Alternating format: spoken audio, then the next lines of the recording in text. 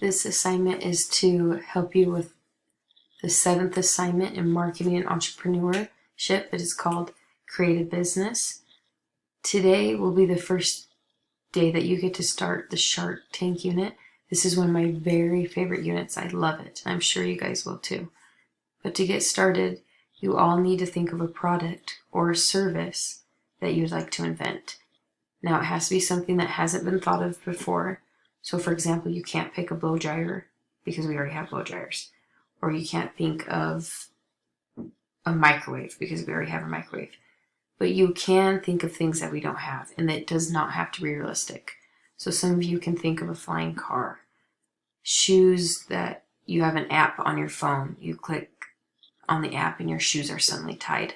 Something like that. 7th graders are so creative, have a lot of fun with it. To get started on this assignment, you need to watch this video that I'm recording for you. And then you need to click on this Google Doc titled Create a Business Online Class. It will open up a new tab for you.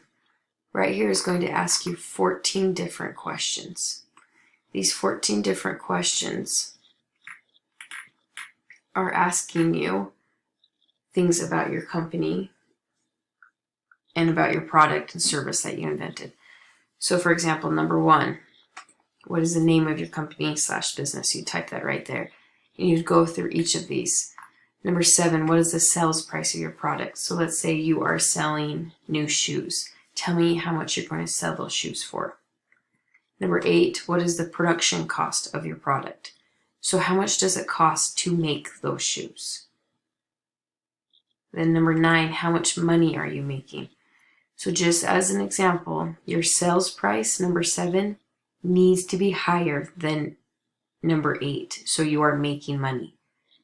To get your profit, you are simply just going to take your sales price minus your production cost, and that will equal your profit. You will answer all of these questions. When you are done, you have enough information to go on to the next step. So you will then submit this assignment on Google Classroom.